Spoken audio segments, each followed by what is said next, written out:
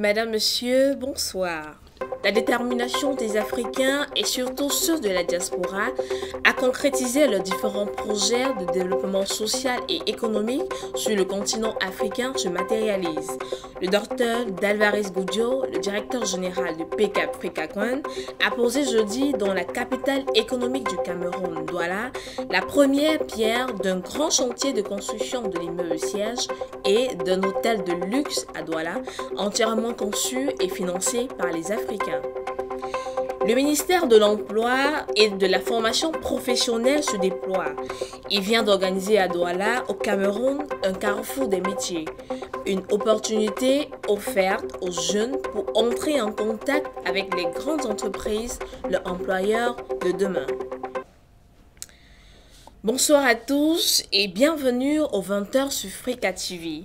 Nous démarrons ce journal avec le gouvernement camerounais qui fait des efforts appréciables pour former des jeunes qui pourront demain trouver un emploi ou s'auto-employer. Le carrefour des métiers en est une bonne opportunité pour les confronter aux professionnels, aux entreprises pourvoyeuses d'emploi.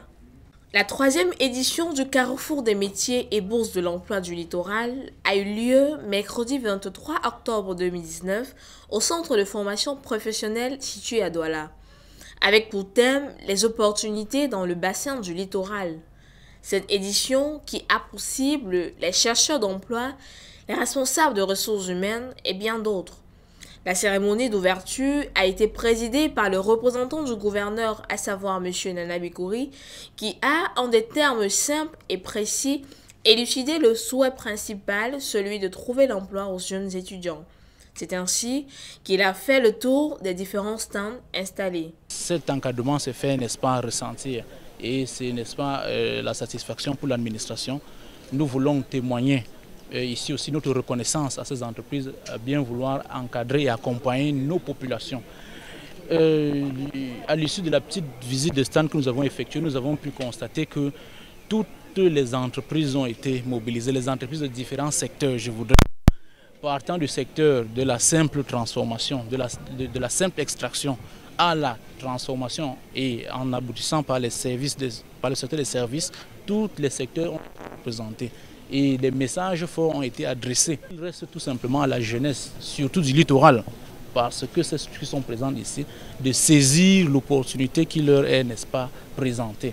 Elles devront tout simplement venir s'inscrire dans des filières, elles devront, n'est-ce pas, s'engager à pouvoir apporter de leur temps pour être formées à des métiers qui sont nouveaux, et à des métiers qui sont, n'est-ce pas, générateurs et à des métiers qui sont porteurs pour le futur. À cet effet, plusieurs entreprises étaient présentes à cette édition pour proposer leurs services, ceci dans plusieurs secteurs, notamment le secteur bancaire, le secteur pétrolier, l'agroalimentaire et l'agro-industrie et bien d'autres.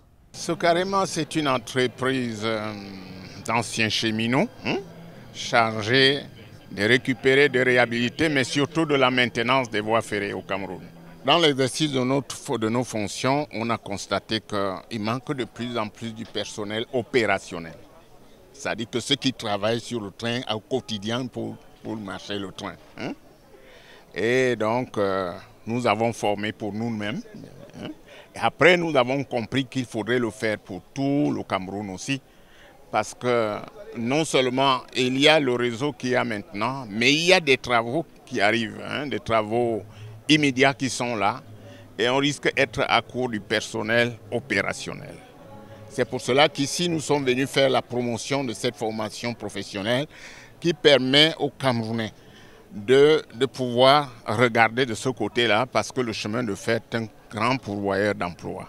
Et si les projets que l'État camerounais a en vue d'étendre le chemin de fer partout, relier les provinces, les départements, marche, il faudra beaucoup de Camerounais pour travailler. Alors c'est maintenant qu'il faut se préparer. Nous disons aux jeunes, nous on est déjà vieux. Vous pouvez donc prendre le relais en venant prendre une formation. Qui sait, peut-être même avant d'avoir fini votre formation, vous aurez quelque chose à faire parce qu'il en manque vraiment. À proposer des emplois, recruter. Le Cameroun est identifié comme un vivier pour notre groupe en termes de futurs cadres et collaborateurs au sein du groupe Sogea Satom et du groupe Vinci.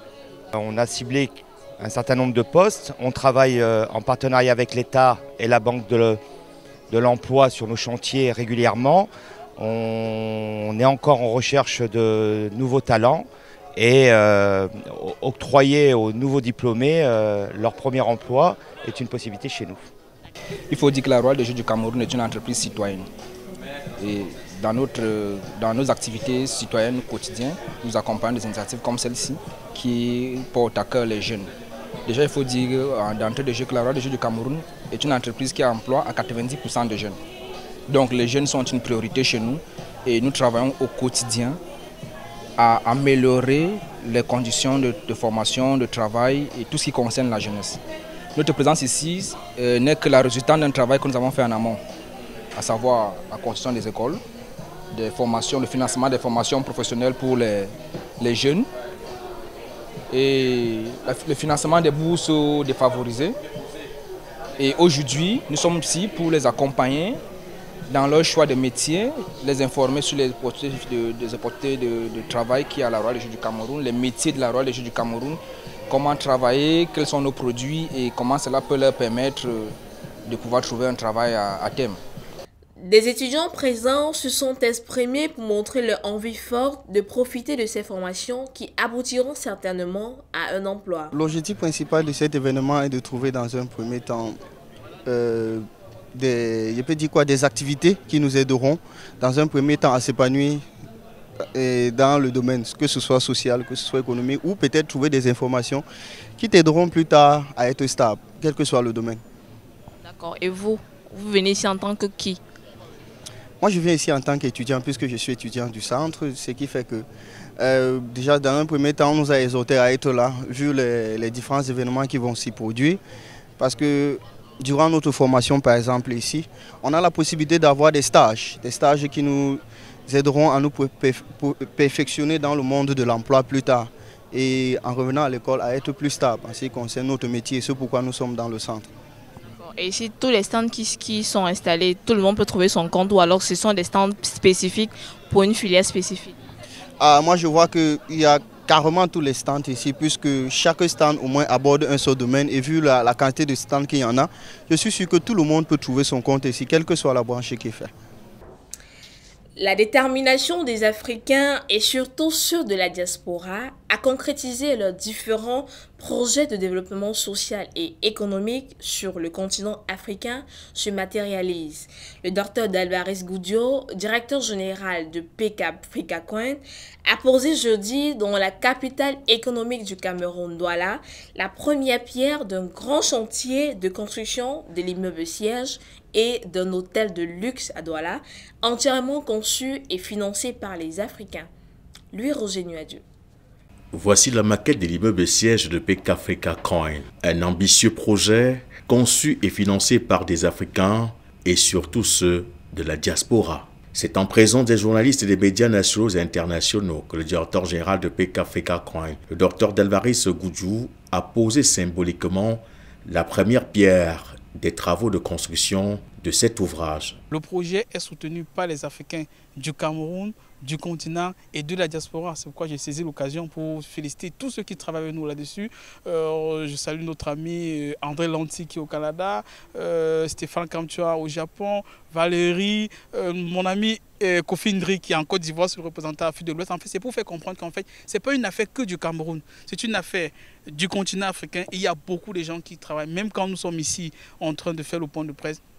Il y a des gens dans les 4 coins de la planète qui sont en train de travailler. Pourquoi? Pour donner un autre visage de l'Afrique. Et jusqu'à présent, nous sommes le seul projet panafricain digne de ce nom qui est en train de marcher. Nous sommes le seul projet où il y a environ 150 000 membres. Il y a beaucoup de personnes qui croient en cela, des Africains noirs repartis dans près de 200 pays. Parfois, je reçois des coups de fil de la Corée du Nord, du Soudan du Sud, donc des gens qui sont dans des contrées extrêmement difficiles, mais qui croient qu'il y a une Afrique possible, une Afrique positive peut réussir, qui croient qu'il y a du potentiel en Afrique. Et c'est très important, c'est très content, très heureux que je puisse affirmer que sur le projet, c'est entièrement des Africains qui travaillent. Ce sont des ingénieurs africains qui travaillent pour démontrer aux yeux du monde que nous pouvons réussir si nous nous tenons la main ensemble.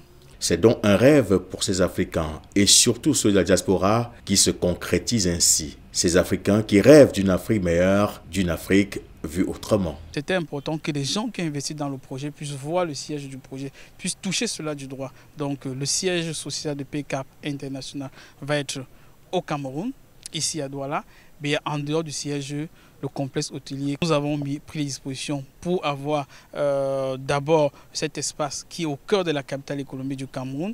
Comme je le disais, nous sommes pratiquement à 2 minutes du port de Douala, à 3 minutes de l'aéroport international, au cœur du quartier des banques et des affaires du Cameroun. Au-delà du siège social de PK Africa Coin, cet immeuble sera assorti d'un hôtel de luxe de plus de 70 chambres et des suites au standing avec l'une des meilleures salles de banquet de la capitale économique du Cameroun, Douala. Dans la ville de Douala, il y a une carence en ce qui concerne les offres sérieuses en ce qui concerne les salles de fête. C'est pourquoi nous allons avoir une très grande salle de fête extrêmement moderne. Et comme je l'ai bien dit, nous aurons 2 cages d'ascenseur, 3 cages d'escalier, tout cela pour le bien-être des Africains. D'autres projets concrets conçus et financés par des Africains et surtout ceux de la diaspora sont en cours et feront d'ici peu la fierté des Africains et de l'Afrique. Le jeudi 24 octobre restera à jamais gravé dans la mémoire des Africains qui ont cru jusqu'au bout au développement participatif.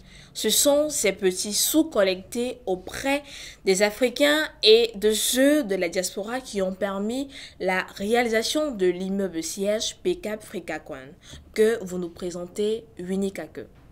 L'immeuble siège de PCAP en chantier aura au sommet de ses 6 niveaux une façade permettant d'admirer le fleuve Vouri, le futur hôtel de luxe PCAP Africa Coin, doté de 2 suites ministérielles, d'une 60aine de chambres et d'une salle de fête d'environ 750 places. Situé au cœur du centre des affaires de la capitale économique, à 2 minutes du port autonome de Douala et à 3 minutes de l'aéroport international de Douala, l'immeuble est délimité par les entreprises Bolloré, Pullman et Kaji Group. Et ce projet consiste entre autres à construire un immeuble ici qui est de 6 niveaux. D'abord sous-sol, plus R, plus 4. Et dans cet immeuble, dans ce complexe immobilier, il y aura le siège social de PCAP, puisque actuellement nous sommes en location. Il y aura l'une des plus grandes salles de fête du pays, la capacité de 750 places. Et au-delà de cela, il y aura un hôtel avec 75 chambres grand luxe et 2 suites. Le projet PCAP Africa Coin est un véritable réservoir d'emplois, apportant ainsi des solutions aux fléaux qui minent l'Afrique. Nous sommes allés d'un constat, je crois que je n'étais pas le seul, quand nous avons vu les événements qui sont passés en Libye, où les gens vendaient les Africains noirs comme du bétail, où des gens élevaient les Africains noirs comme du bétail pour prélever les organes et les vendre sur le marché international, alors que dans le fond, nos frères noirs qui immigrent, en fait, ils veulent trouver un travail. Ils veulent juste subvenir aux besoins de leur famille.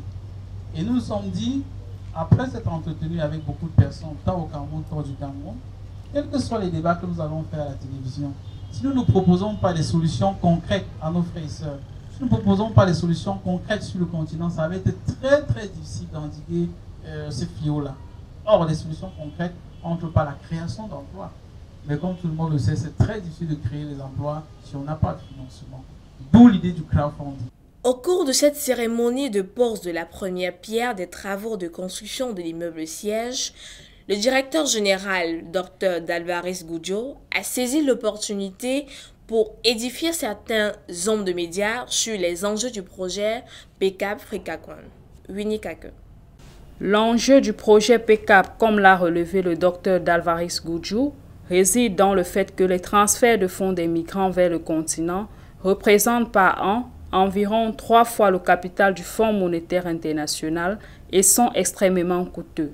Si cet argent est bien canalisé, l'Afrique pourra réaliser une économie de jusqu'à 60 milliards de dollars et se libérer des pressions d'endettement. L'élément fondamental sur lequel nous étions, c'était PCAP Mobile Money. Et pour ceux qui côtoient le monde financier, le transfert d'argent est l'un des secteurs les plus rentables de la planète. C'est vrai que ce sont des informations que les gens nous cachent. Mais quand vous vous déplacez à l'étranger, vous vous rendez compte que le transfert d'argent est extrêmement rentable. Pour quelques chiffres, le capital du Fonds monétaire international, c'est 28 milliards de dollars.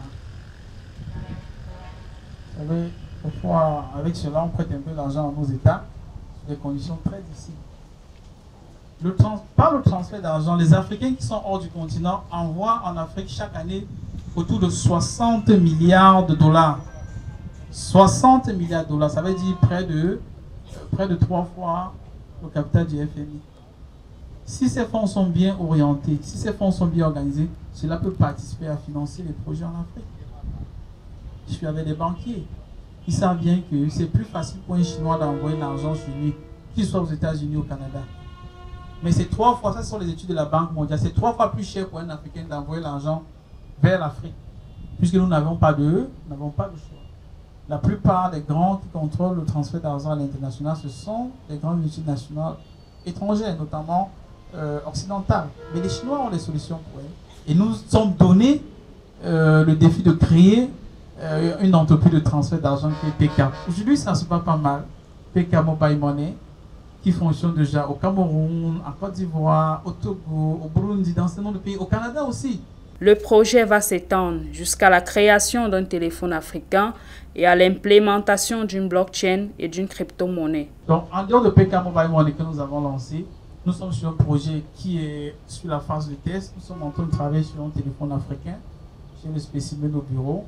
C'est en phase de test. Mais en dehors de cela, on s'est dit, c'est important. Puisqu'en fait, à terme, on s'était décidé à implémenter ce qu'on appelle la crypto-monnaie. Les grandes banques à l'étranger implémentent déjà cela, Stone Bank, en Espagne, aux États-Unis, partout. Et on s'est dit que c'était important. Puis c'est l'avenir du monde, la blockchain.